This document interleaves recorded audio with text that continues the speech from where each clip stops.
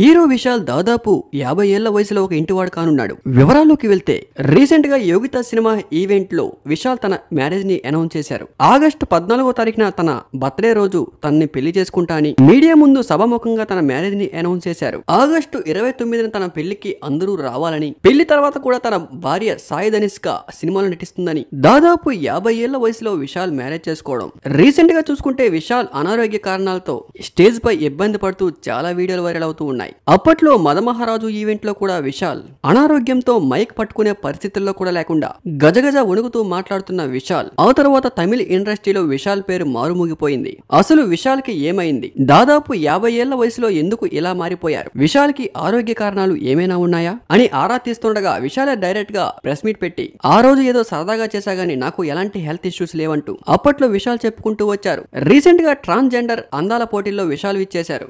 మళ్ళీ అప్పట్లానే ఇప్పుడు కూడా విశాల్ హెల్త్ ప్రాబ్లం అలానే రిపీట్ అయింది. ఉన్నట్టుండి ఒక్కసారిగా కుప్పకూలిపోయారు విశాల్. దీంతో అక్కడ ఉన్న వాళ్ళందరూ టెన్షన్ పడుతూ విశాల్ ని అప్పటికప్పుడే హాస్పిటల్లో జాయిన్ చేశారు. మరి ఇలాంటి టైంలో పెళ్లి చేసుకోవడం అంటే సాహసమనే చెప్పాలి. అప్పట్లో విశాల్ అభినయ పెళ్లి చేసుకోబోతున్నట్లు సోషల్ మీడియాలో వార్తలు చెక్కేళ్లు కొట్టేశాయి. రీసెంట్ గా అభినయ కూడా మ్యారేజ్ అయిపోయింది. అభినయకి మ్యారేజ్ అయి దాదాపు 1 మంత్ కూడా కాలేదు. ఇన్ని రోజులు విశాల్ మ్యారేజ్ చేసుకోకుండా ఉండి అభినయకు పెళ్లైన వెంటనే పెళ్లి చేసుకోవడం గల కారణాలు ఏమైనా ఉన్నాయా? అప్పట్లో సోషల్ మీడియాలో అభినయకి విశాల్ కి ఉన్న లవ్ మ్యాటర్ తమిళ మీడియాలో చెక్కేళ్లు కొట్టేసింది. త్వరలో విశాల్ అభినయ పెళ్లి చేసుకోబోతున్నారంటూ అప్పట్లో వార్తలు వైరల్ అయ్యాయి. కానీ ఇప్పుడు అభినయకి మ్యారేజ్ అయిన 1 మంత్ లోనే విశాల్ మ్యారేజ్ అనౌన్స్ చేయడంపై మీ అభిప్రాయాన్ని కామెంట్ రూపంలో తెలపండి. Thank you for watching.